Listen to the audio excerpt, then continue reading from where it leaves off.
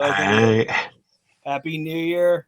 Welcome to the Bat Community Call of this January 9th, 2024. Appreciate everybody that jumped on last week in my absence. There was quite a cool demo from Marshall and team on Brave Talk with Leo. Sorely missed that, but excited that you guys were able to do that.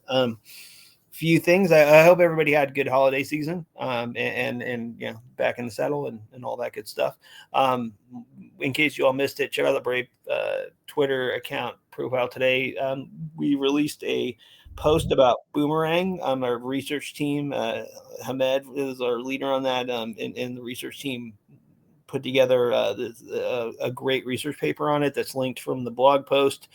It's basically kind of like the next step and the next stage. Like I think I made a Twitter thread about this about an hour or so ago, but you can kind of look and Marshall can attest to this too because he was working on the original Prusa concept where this thing isn't something that just grew overnight, right? Like we kind of started proving it out with Anonyze and then with Privacy Pass that you could make privacy and business on the web work together, and then Bat came in to show that like yeah, you can also give users rewards and have them be a as a valued person in the attention economy, right?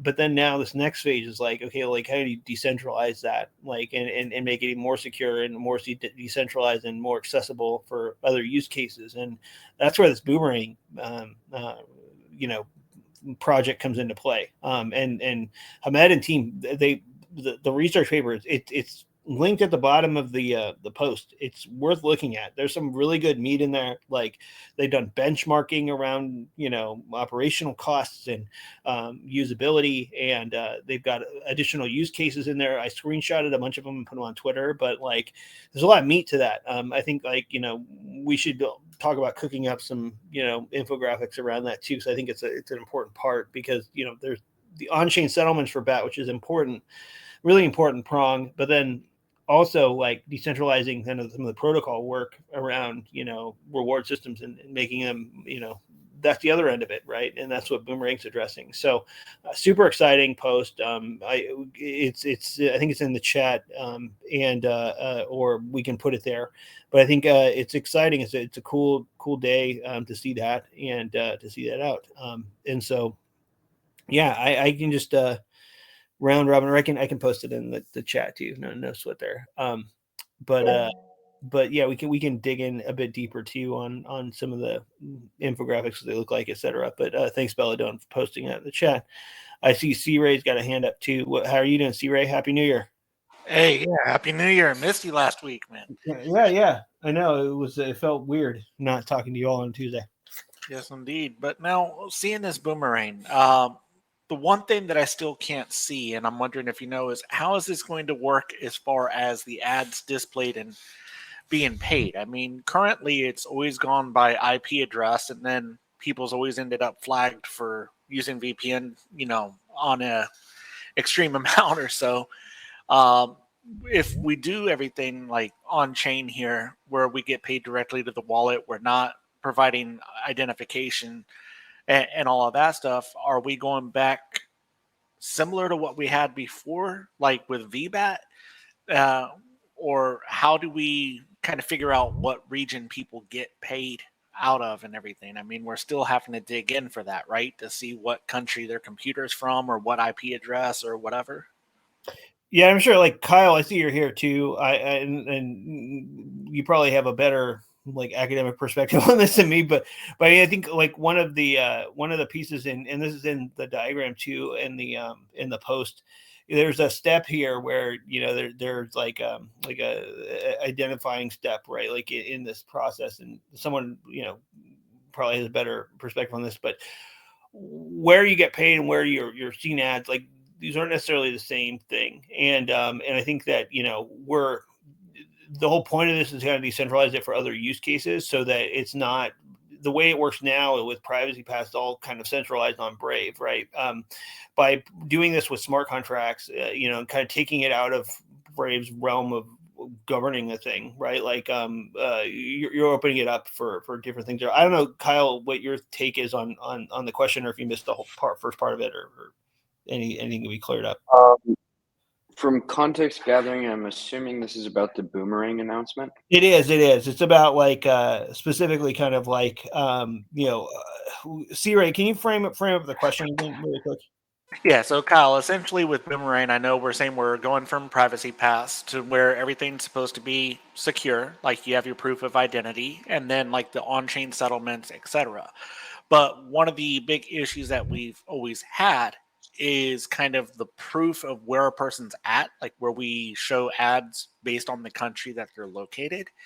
And we've had a number of people consistently flagged for, we say VPN isn't enough, but it's a contributing. So how are we, as we go into this Boomerang, where we're going to have on-chain payments and all, how are we going to kind of prove or verify or look at regional ads? Who gets what? So most of that's already handled client side.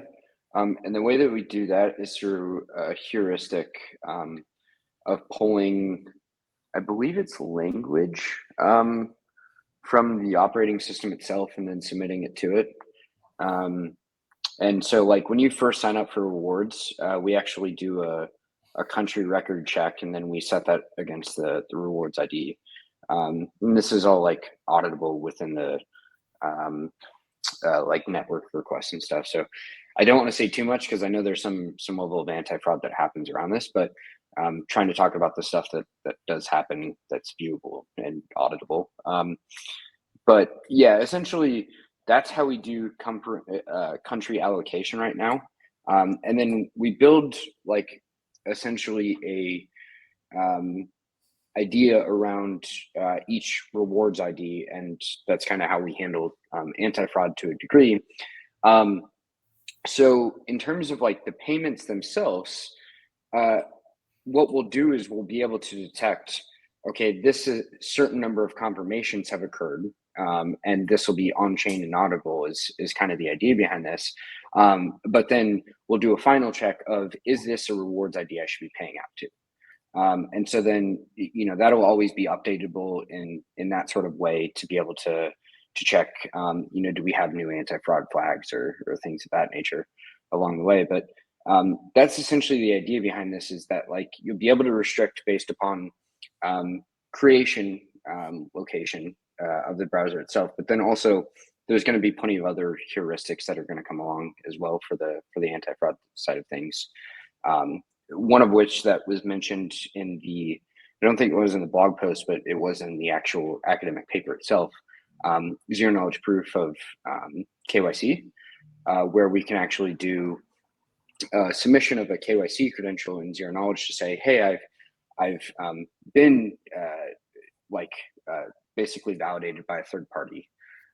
We don't have to necessarily know the details of that, but we can know that you've been validated in such a way that it's possible for us to still pay out without hitting like compliance sanctions and stuff like that, because there's this like tricky line that you have to like balance with this with compliance that causes a bit of problems. And so that's kind of where a lot of these like things come about anyways. Like if we had a choice, we wouldn't be doing the compliance, but the reality is like there's a much greater business risk to it by not doing it. And so that's why we do, is because it ends up solving business risk problems, but it also means that we have privacy trade-offs that come with it. So that was a bit of a rambling. I hope that answered your question. Please follow up with something if I didn't, though. I think that's good enough for now. I'll try to reach out to you sometime with more details. Sweet. Cool. Thanks, guys. I don't know. Is Jenny here yet? Jenny's not here yet, so I'm going to loop to Battern. How's stuff going with you and Ambassadors, Battern? It's going well. Excellent. If you want, I can get the thingy up actually. If you give me a second. Yeah, sure. Drew, how are you doing? I am doing well. Now I'm excited for the boomerang announcement. Do we know, or do we have a time frame on any of that, or is that still unknown? I'm not sure. Do you know? No time frame. Yeah. No. No. So we've been working on this for quite some time, actually, but there was a bit of a transition that happened, so that's why we weren't able to announce it. Like the research project has been worked on for quite a bit, and this is actually the second iteration of this. So this is the first time we're making any sort of public announcement, but this project's been going on since I've been at Brave. Yeah, because wasn't Just in it the like background. wasn't it cooked up through that like RFC&C we did a couple years ago, and then it kind of grew from there? Yep, essentially, yeah. And so it's a long time coming. We've kind of always intended that this is the direction it was going to go, from what I understand. But as with kind of privacy, it's very difficult to put privacy at the very beginning, just as it's very difficult to put decentralization at the very beginning of any project. So it's going to take some time. There's going to be a lot of headaches that come along the way, if you ask me, just because compliance is still thinking 10, 20 years behind where we can be. Like even the concept of zero knowledge proof KYC credential is a bit off, because most of KYC projects today are not actually designed preventatively, but actually retroactively. So most compliance looks at things and goes, we'll let a transaction go through, but we'll flag it. And then somebody will take a look somewhere, at the Department of Treasury or something like that, realize that there's a bunch of flags popping up and go, wait, let's do an investigation. The investigation then leads to, actions people being added to like the SDN list and stuff like that. Well, that whole chain of compliance and like the actions and follow through kind of get broken when you do this in zero knowledge, because you don't necessarily have a way to attribute directly to a person anymore about who's doing transactions and what. So there's going to be headaches with that, just to kind of like do some expectation leveling for everybody. No doubt. I think too, like that's the other thing with like on-chain settlements too, like, wanting to do it for a long time. Like we've gotten in a comfy place kind of with doing it in the existing method. There's going to be a lot of learnings along the way that we get whenever we introduce something new like this, which are important. I mean, that's where you all are key to, and in helping us get in early with these things. Let's see here. Jenny's here now. So how are you doing, Jenny? I'm good. How are you doing? Good. Thanks for filling in last week. Appreciate it. Yeah, of course. Happy to do it. It gave us a chance to go over all of our, community accomplishments and goals for 2024. Awesome. I don't know if you guys have a demo you want to roll with. We do. Deck. Yep. Y'all are so fancy with the decks now. We're getting fancy. Okay, hang on a second. By the way, y'all, I'm super excited. I did interview yesterday. So we're the last episode of the first season of our Brave Technologist podcast was released over the holidays. And we just started the second season. And this season, so season one was kind of a lot about AI and stuff like that. And season two, we're bringing in other, areas of focus like crypto and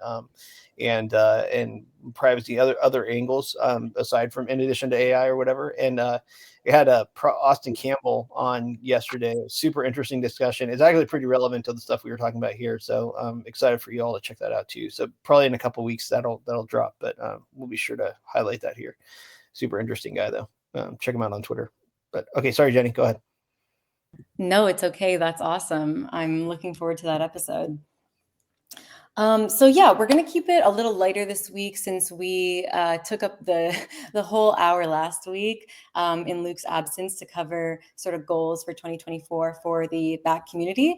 But we do still have some stuff to share today. So I'll kick it off. I'm going to start off with a Bat Ambassadors referral stats update. You all know the drill. I talk about this every week. The referral campaign is one we're running with our Bat Ambassador program volunteers. There are about 40 people participating in the campaign right now. Each was given their own unique Brave download QR code, and we are using that to see how much of an impact our program is able to make on user growth over time.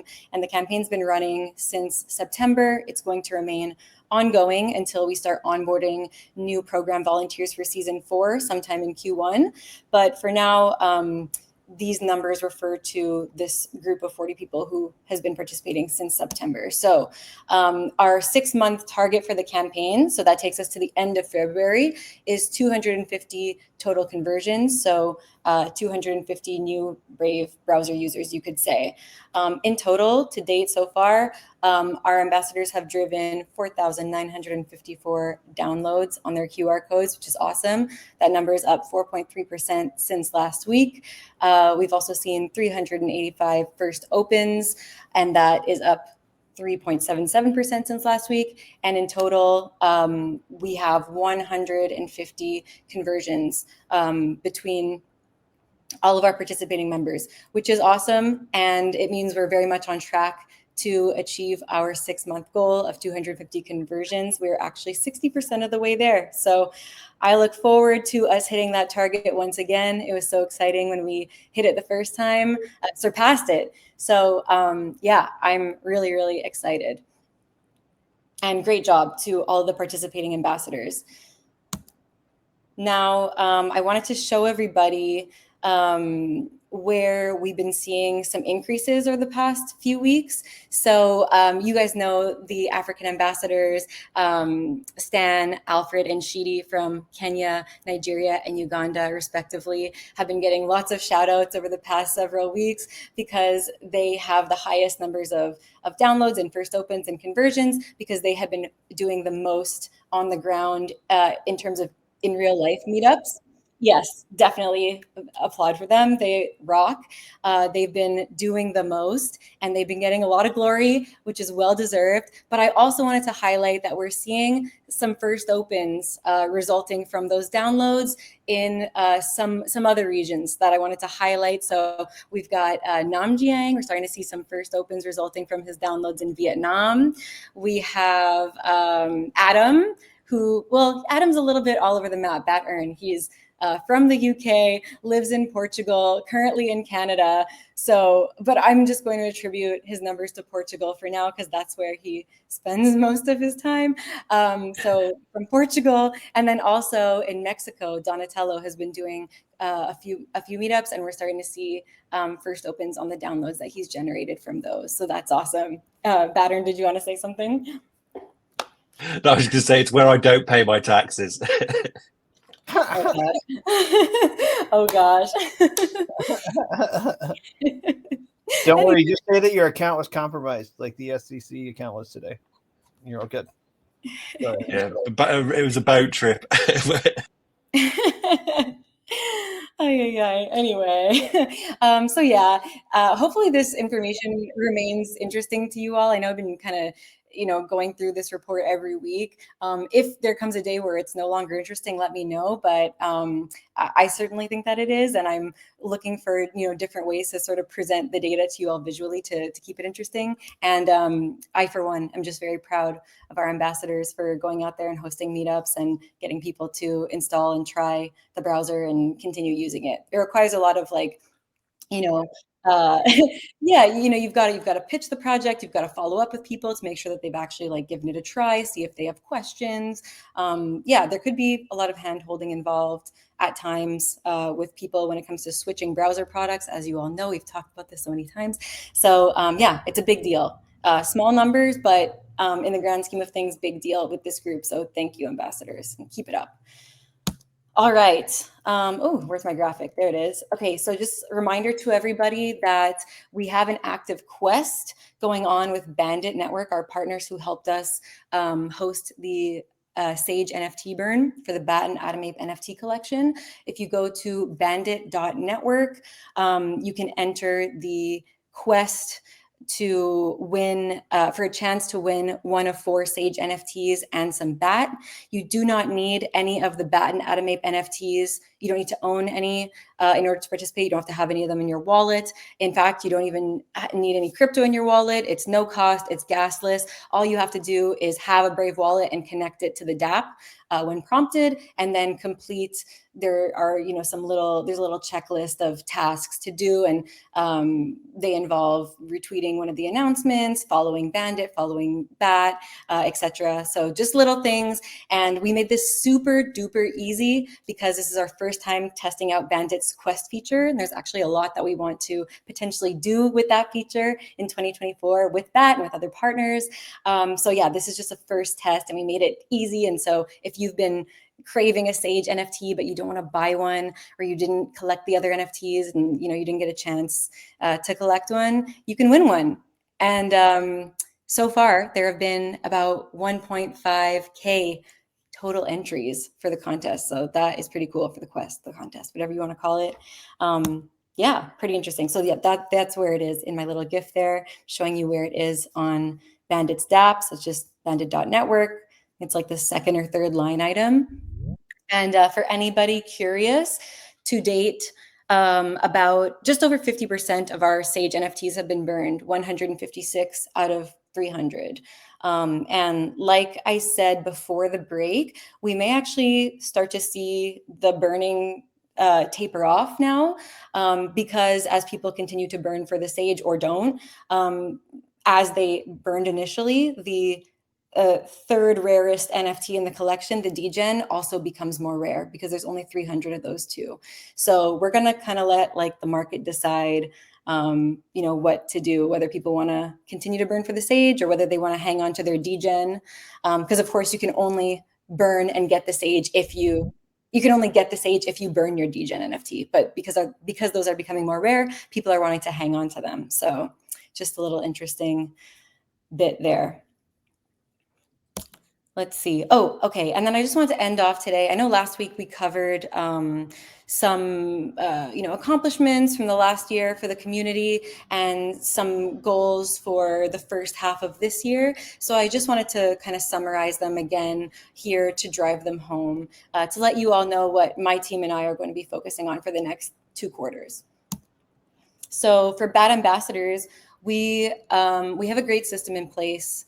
For recognizing contributions, for vetting referrals, and for rewarding our ambassadors, but it's all very manual right now. And so we really want to explore the possibility of creating a more self-sustaining system for the BAT Ambassadors program.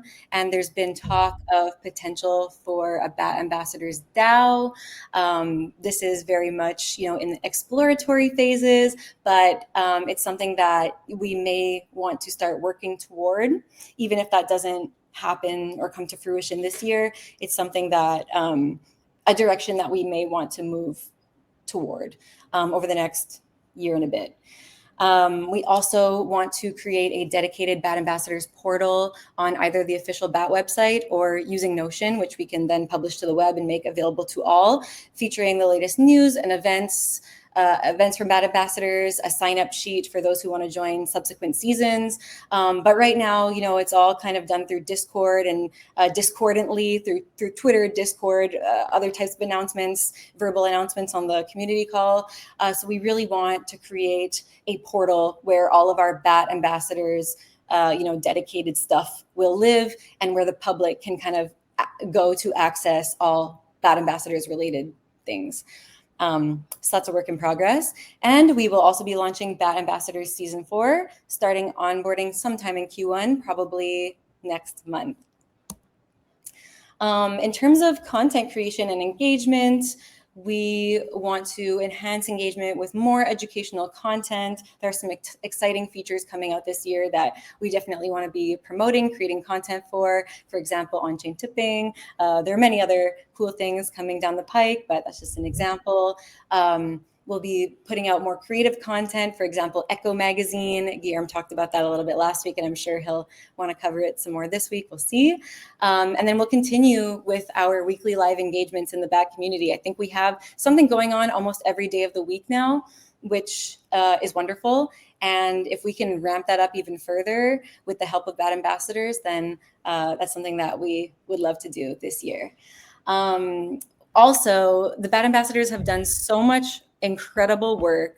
And I know I'm repeating myself a little bit here, but they really have. And it's sort of, short of presenting it all on these calls, there's nowhere where all of that information kind of lives. And so I'm going to make it a goal this year to be publishing some blog posts about our BAT ambassadors' activities and their accomplishments and what they're doing to grow the ecosystem. And then, yes, thank you. And then with the upcoming Leo integration in Brave Talk, that will also help us with content creation because we'll be able to easily transcribe all of our BAT community call meetings and actually any other meetings that we do for the community through Brave Talk, and then provide written summaries alongside the weekly recordings because they are a little bit long to skip through the recordings. So I think having written summaries will be helpful. And then we can also translate those written summaries into other languages to make them more accessible. And also in terms of localization and growth, we want to introduce more weekly BAT community calls or X/Twitter spaces in new languages. So you all know that Paula and her team have been hosting BAT community calls in Spanish, Twitter spaces in Spanish for the Spanish-speaking BAT community. And we have a bunch of LATAM BAT ambassadors who have been participating in those, helping run them, helping schedule guests. Yeah, that's right. And so we want to expand that initiative and replicate it with other community groups and have more weekly live engagements in other languages as well. And then, of course, we want to do more of all the good stuff. So Web3 collaborations, partnerships, in real life meetups, focusing on partnerships that promote BAT utility, etc. So those are just some of the things that we're going to be focusing on in the first 2 quarters of the year. And now, if there are no questions, I'll hand it over to BatEarn for his ambassador update. Hello. Tomorrow we've got a big space of Injective. Bowles helped connect us. He went out there, made the connection and started the group. Beldome made the graphic. Drew helped organize it. I never knew how much work goes into getting these spaces running smoothly. I thought, oh, he's just doing that. That's silly. And then it's like when you try and do it yourself, it's like, oh, okay, I messed that tweet up. It is harder than it looks. We tried to organize a game of poker with them today. That didn't go too well, but it set a precedent for having like cross community events.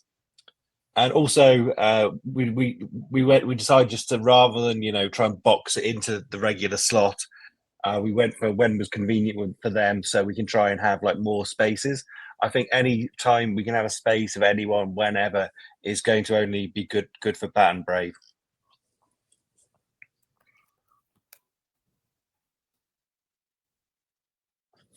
Yeah, that's that one. We had our first meeting of the year. Beldome recorded it. We focused on spaces and partnerships last week, which had quite a bit of fruit. This week, we're focusing on events. We want to get as many as possible, as Jenny said. We helped the rewards team with beta testing the on-chain tipping. If anyone else wants to get involved, get in touch with me. Still looking for testers before the release next week. And that's me. Awesome. Thank you, Adam. That was great. Hello, everyone.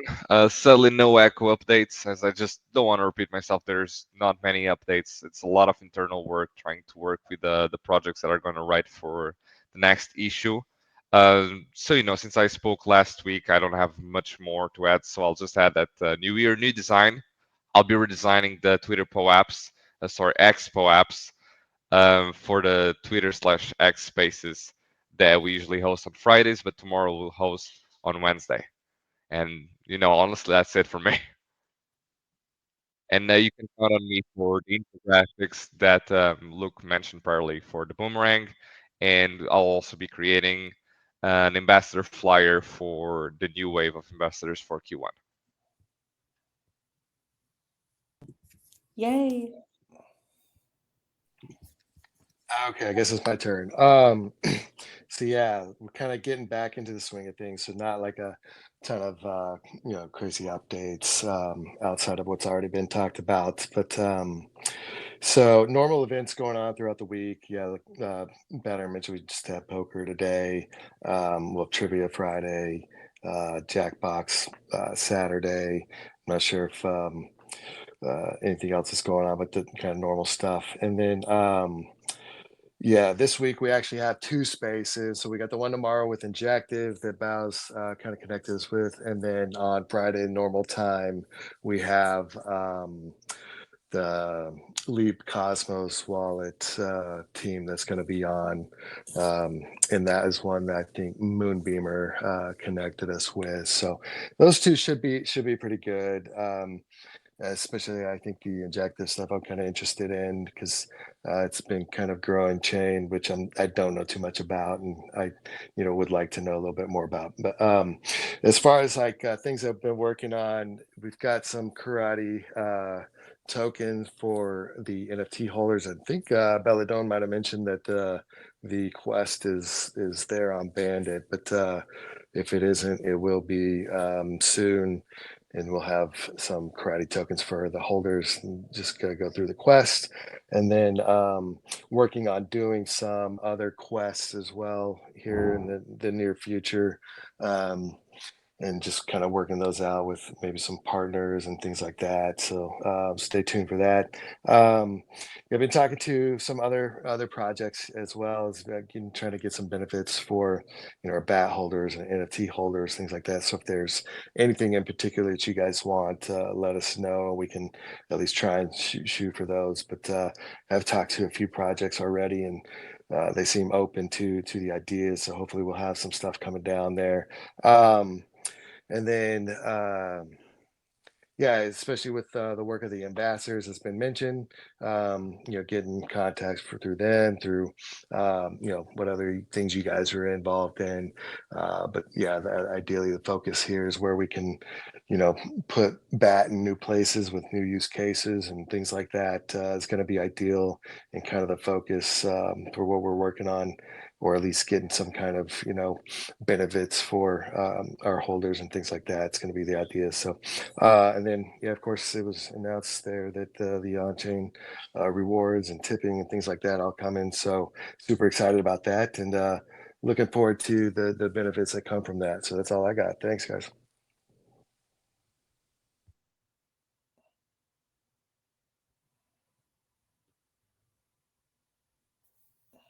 All right. Yeah, I think that wraps it up for us. Thank you all very much. It's awesome. Lots going on. I think too, I think I mentioned it before, but I'll say it again too. We are extending out the karate combat partnership. And I mentioned this on the ambassadors call the other day, but timing of that was pretty cool because I think Joe Rogan had on one of the lead commentators from Karate Combat on his show, and typically kind of strays from getting into crypto much, but he was talking about how like these are kind of real world use cases, and I think they showed some clips from some of the tournaments, and some of the Brave stuff got in there. So timing's cool on these things. I think that we're going to keep the partnership going with them. They have a qualifying event coming up. I think it's at the end of this month, and then they have KC44, which I think is in February. And so Brave will be involved with both of those events. And we'll also do some more viewing parties. We got to meet their CTO in Vegas, and he was super impressed with Talk. And, it was cool because I could show him the live stream that we had going of the event at the event in person, and just kind of show him from my phone. Everybody kind of all hyped up in the room, and he's like, "Wait, you guys can record this?" And we're like, "Oh yeah, you can record this." And they're even working on making it so you can transcribe it. He's like, "What?" And so there's some pretty interesting ways to token gate too, even with Hedera, that don't involve it having a direct integration. So I think we might work with them on setting up a meeting to talk about what we could do with some of the talk streaming stuff and other things, with some of these upcoming events, probably the February one. But yeah, we're super excited. I think, again, that one came up through the community. Drew and folks are cooking up a lot of good stuff from the community that we're hoping will turn into more, more partnerships. I think there's no better channel to kind of bubble up what's cool and out there to work with than from the community. So keep those coming as you all see folks that are interesting or projects that are cool that you want us to work with, and be sure to reach out and let us know, and we can work on making that stuff happen. So yeah, let's see here. Let's open it up for questions unless anybody else has anything specifically they want to kind of cover. I've got a quick question actually. Yeah, fire away. How is 11:30 a.m. your time on Friday for the Oh, Sages? wow, Council of the we're in Sages? right here. I think it's open. I'll confirm after. All right. Let me pull up. Yeah. But yeah. Let me double check on that one. Wait, sorry. Wait, what did you just ask, Pattern? I just wanted to get the lock him in for the Council of the Sages. I thought it'd be a good opportunity. Oh, okay, yeah. That's what I thought. I was gonna mention. Yeah, sorry, that's probably a bit out of the ball for everyone else. But we thought it'd be a good idea to have like a token gated meeting with the Sage NFT to see what everyone wanted from it, and get reports back. That's a state of affairs where we're scheduling. Oh, just Luke. When I can get you, I'll get you. I gotta put my permanent crowns on with at the dentist at 2:00. So I think till 11:30. Yeah. Idea though is we start having some calls with the Sages and stuff, right? Though that's rad. Yeah. No, that's cool to hear. Like, what'd you call it? Say. No, I love it. They love it better. Yeah, Council of Sages. I love that. That's great. Cool. I see Jenny's got a hand up too. Oh yeah, actually, I see C-Ray's hand is up, and I was just going to ask questions on behalf of him because I saw he had some questions in the chat. So go ahead, C-Ray. Okay, awesome. Yeah, I was gonna say, is Marshall even available right now, or Marshall, you here? Well, apparently, we are in the business of booking people's appointments now. So. No, I didn't know if you guys would have the answers or if we have to go through Marshall. But when we were talking about the Brave Talk and Leo integration, the two things that I wanted to know about that is if it's supposed to be like live that it will do it. So like as we're speaking now, it will be able to show up, or if it would be like an after the call and it processes deal. And then the second thing was going to ask if it will be anybody and everybody on that call will be able to use it, or if it's going to be similar to like the recording right now where only the host is going to be able to use it. So I think I know the answer to the first question, but if Marshall's here, he can answer better. Can you hear me? Yes. Yes, sir.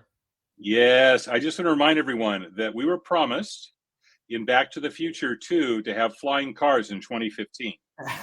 Yet I still start every conversation with, "Can you hear me?" Zemeckis has a very heavy amount of technical debt. That's all I'm going to say. Having said that, the answer to your first question is that the speech to text is real time. And by real time, basically what that means is as soon as you take a breath, then what the speech to text translation program, which is called Whisper AI and is running in the back end at 8x8, will basically send to the browser its first best guess as to what you said. And then it's still listening and doing stuff, but there's another process that is trying to refine that. And so what'll happen is the browser will get something that says, okay, message number one, Emrose said, Fred. And then maybe a quarter of a second later, it'll say, oh, message number one, he didn't say Fred, he actually said Barney. Now, obviously, that's a contrived example, but the thing is that it will, it'll immediately give back something, and then it will refine that, and eventually you are done. Thing number two is that in order, at the present time, so this is just current thinking, in order to turn transcription on, the moderator's got to be a premium moderator. However, once the moderator turns it on, then all participants will be getting these events, and all participants will be able to hit the Leo button and basically do summaries and ask questions and all these sorts of things. And in addition, all the participants will have a URL that they can go to after the call to get the entire transcript. So, basically, everyone will be able to, in real time, use Leo on what's been said thus far. Everyone, when the call is over and the transcript is done, everyone will be able to go get the transcript. And the other cool part is that let's say that you join 5 minutes late. So I think Kyle made the mistake earlier of joining 30 seconds late. So he didn't get the context of the question being asked. So Kyle will be able, when this is running, to basically hit the Leo button and click the tell me what people have said thus far, and it'll give a summary, and so that will basically bring it up to speed real quick. Okay, so at least that kind of works. I do wish we would revisit, like, let's say right now Luke is moderator and he doesn't have premium, but I do. It would be nice if I would be able to click and record, because that's what I'm paying for, or like you're saying, to go through the AI. So, I mean, it's putting a lot of, I guess, pressure on whoever's going to be a moderator, but it's also going to, I guess, screw over people who's paying for it, but just because they weren't made a moderator, they don't get their service, right? Well, yes and no. I mean, basically, if, you have to ask the question, why is Luke the moderator and has premium people on the call, but he himself is not a premium person? Luke, you cheapskate. I'll send you some bat, and you can basically get your moderator, your Brave Premium credentials. So, I hear what you're saying, but I think this is a corner case we really don't need to worry about. However, with that in mind, this is not set in stone, and I'm just making a note as we're talking, to allow any premium user to turn on transcripts. And I mean, basically, I think that would be fine. Although, it's part of the, one of the concerns I have is very simple, is we have a very well understood model as to what privacy is for recording and how recordings work. And when I say things like, oh no, everyone will be able to get the transcript in real time, well, that's not really a feature of the way recordings work. So, I mean, every time we add one of these things, because it's useful, and it is useful, then, it's like, well, yet it's another delta from the privacy model that we have for recording. And, that basically requires more scrutiny on my part and the privacy people to basically make sure we understand what's going on. And that's not necessarily bad, but, it is the sort of thing that, as I mentioned time and time again, and Luke has done the same thing, until something gets a thorough security scrub and a privacy scrub, it doesn't go into first customer ship. And, that's part of the way we view the world. So, all right, fine. In this case, there's already a couple of cases. There are a couple of things where, quite honestly, we're going to have to diverge from the recording model. And so having a little more divergence, I don't really think it's going to be the straw to break the camel's back, but I got to keep my eyes open. So that's a good suggestion. I will mention it to Matt. We'll see what he says. Awesome. All right, yeah, no, sounds good. And like you said, recording, definitely. That was one of the things. If I was able to record this or access easily myself as a Brave Premium, I would be more likely to pay for it. But when I found out I couldn't, there's really no primary purpose. So I canceled my subscription. So, it does matter to people, but. Yeah, no, I understand that. And, honestly, I'm not really quite sure how this particular call ends up on YouTube. But not, but there's no Brave recording of it. But that's okay. I mean, magic. I think somebody gets a OBS recording of it or something. Yeah. I mean, you can do that. I mean, I know how it happens. I'm just not sure why we're not recording it anyway. Luke, you're just too cheap, I'm just and you're gonna have to work on that. It's a winning combination of being cheap and lazy at the same time. But Ooh. also paired with like 5 minutes between the meeting and this call, and the need for bathroom breaks and a bunch of other embarrassing personal stuff that I probably should just be better about in general, which I think we should do. Yes, we should be live streaming too to X. I think, yeah, no, but I'll get on that for next week. We'll record it directly, and it'll work swimmingly. So I'm excited for that. Yeah. Okay. Other questions? Not on that. Bow, Okay. you got a hand up. Hey, I was curious, when are y'all gonna announce who won those postcard contests for that scholarship? Ooh, that's a good question. Jenny, do you know on that one? I do contest? not know. No, I do not know. This was the photography contest for the scholarship, right, Bows? Yep. Yes, I can check in with the marketing team about that, but I don't currently have an update. But I'll get one for next week. Sounds good. Awesome. How are you doing, Bows? Happy New Year. Doing all right. Sounds like it's stormy from what I'm reading in the chat. Yes, it's quite stormy. The grid near me is definitely having to put in some work today. But yeah, I'm doing all right.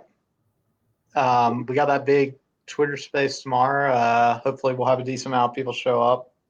We'll try maybe promote in a few more places later today, but I think it'll be a good one. So if you're not being free, maybe you want to stop in. Yeah. Sounds good. I know. I love it. Love hearing that. Like Jenny was saying earlier, we got stuff going on almost every day with these spaces. It's such a cool thing. I remember we were trying to get the first one going. Excellent. Guillermo says, will that be an accepted form of payment for Brave Talk and other premium services? Yeah, so we have an update on that too. Matt, on our premium services team, is working on getting a beta trial up for Pay with Bat. Part of what we want to do and what we'll do here, like when once that's ready, I think it should be in the next next week or two, is we want to make it available for folks here in the community to try out. One, because like you all have been eager for this feature for a long time, and we're excited to have it, but also because we're going to make it available for using BAT on different networks. So we want to make sure that and not just BAT, the other currencies will be available and tokens will be available to pay with, but BAT will be, the one we're leading with. And we're with the ad platform and others, we're going to be offering incentives for paying with that too. That'll probably work its way to premium over time. But I think, but anyway, my point is that we'll want you all to help us if you're eager to test it, to help us test it out with it. So that'll be in the next week or so. We just heard from Matt yesterday on that, and he's excited to have the community test that out. So that'll be coming soon.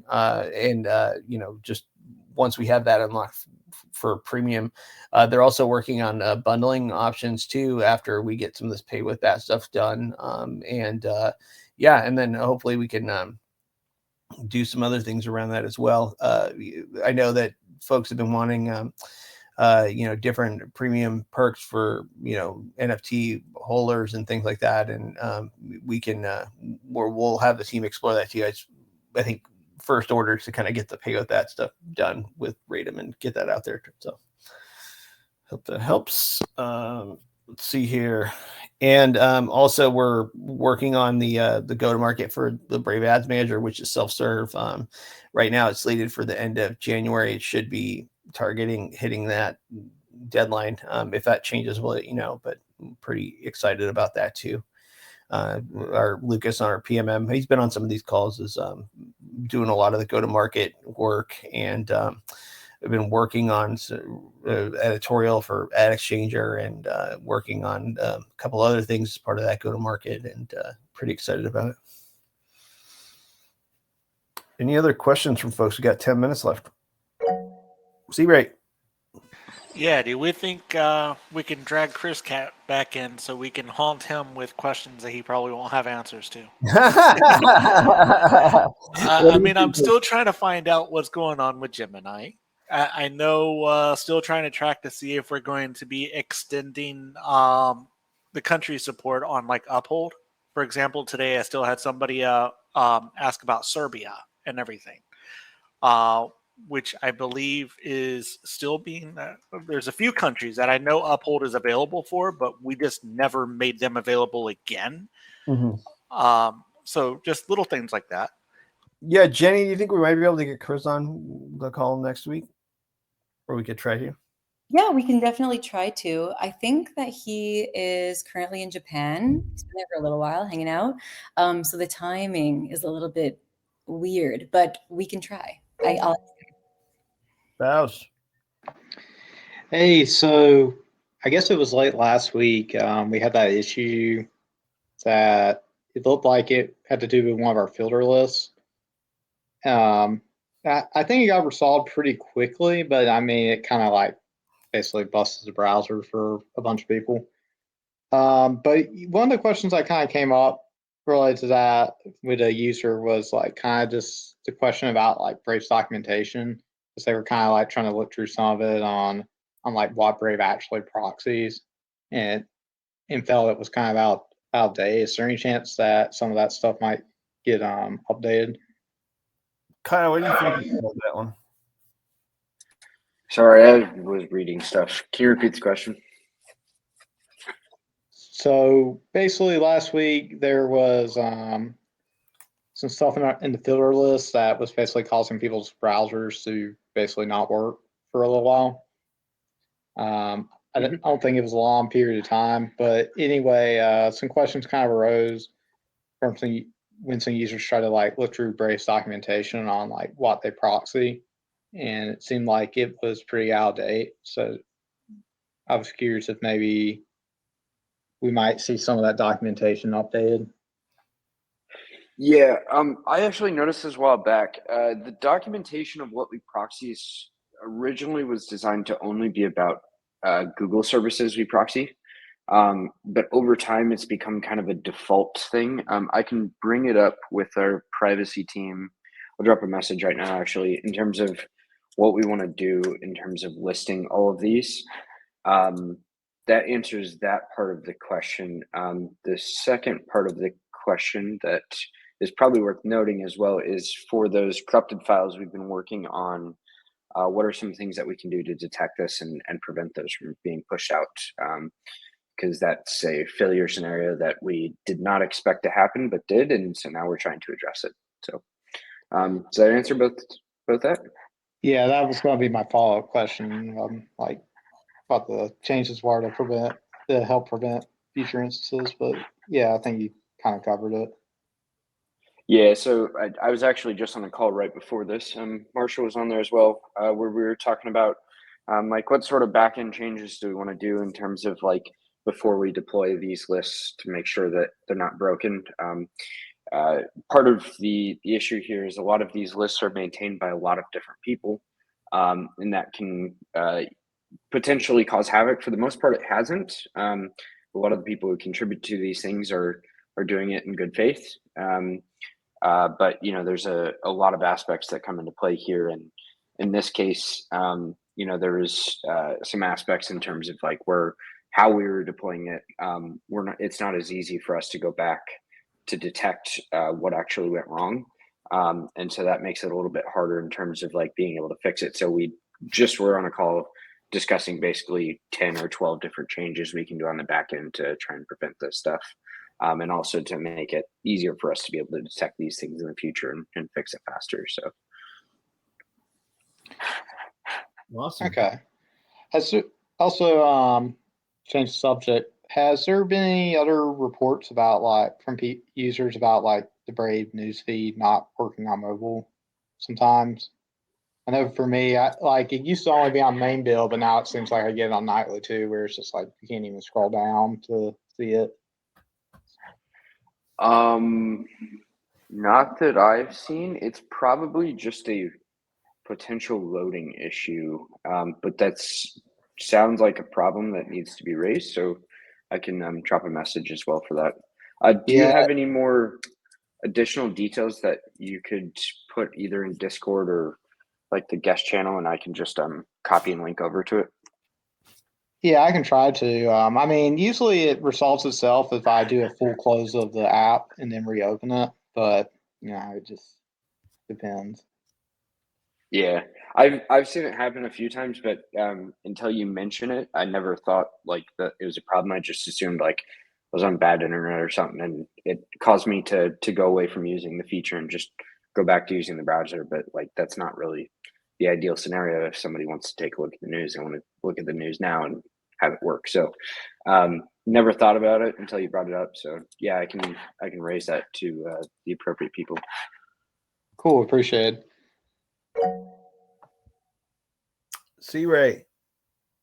Yeah, I may have to provide more of a link, but had somebody that posted a few days ago, and they were saying that every time they launch Brave, that it shows that it does a call out to Google and to Amazon, and they were trying to figure out why. They did say that the majority looks like AWS calls, and that the Google call is to update.googleapis.com, which they're saying is triggered from Chrome-based browsers. Do we have any idea why, like what that goes to or anything? Those should not be there. Do you have a link to that? Yeah, I It's a just posted a possible link to regression. that topic here on the Brave Talk chat. If you need me, I can Perfect. also tag you over on that. Yeah, those shouldn't happen. I mean, in terms of IP addresses, we run our stuff like all of our proxies within AWS. So if you're looking at it from an IP address perspective, it's going to look like we're contacting AWS, but the reality is you're contacting Brave. We aren't hosting our own servers and stuff like that. So that may be part of it. But yeah, we definitely shouldn't be contacting Google's APIs. Those should be being proxied if it's a default configuration. So yeah, I see they're saying something about Widevine. I think there is an exception to the rule for Widevine, but that's also not a default feature. We default to it off and you have to turn it on. So Yeah. Right. that Well, I may know be they part of said it. they were thinking that could be. I mean, they provided a lot of the TCP or whatever, like the IP addresses there and all that. So yeah. Yeah, this is perfect. I'll drop a link in and we'll do some investigation on it. If you guys ever see stuff like this in the community, please tag me directly and I can get it to the appropriate people. I'm now on the helping out with the privacy side of things. So that's a part of the responsibility is making sure that we're not regressing on some of these proxies and things like that. Awesome. Thanks, Kyle and C-Ray. Good call outs there. Yeah, I think I have time for one more question. If anybody has one they want to fire up. What are you most excited about for the Boomerang? Oh gosh, a bunch of things. I think I tweeted about it. One is something we wanted to do, but two, there are some use cases in that academic paper that are super interesting. Like, I think for BAT, what's interesting about this is like so much of what we've done with BAT so far has been within Brave, but what we've been doing here is proving out what you can do with BAT through Brave, and I think having it so that these things are decentralized and using smart contracts and are open for others to use, especially with some of those use cases that are in that report, BAT becomes a fit for those things as well, especially in those rewards types of use cases where we've got precedent of using BAT for this and we've got, exchanges that support it, et cetera. So I think that, continuing to show that example through on-chain settlements is as the next step in conjunction with Boomerang, like start to bring BAT more out of the ecosystem or out of the Brave ecosystem into the broader Web 3.1. That's super interesting, and just seeing the progress there, and also kind of like the fact that some of the benchmarking that they did in the paper was pretty impressive, and stuff that I wish you saw more often out there. And I think Ahmed and team did a really great job on putting that together and getting it out there.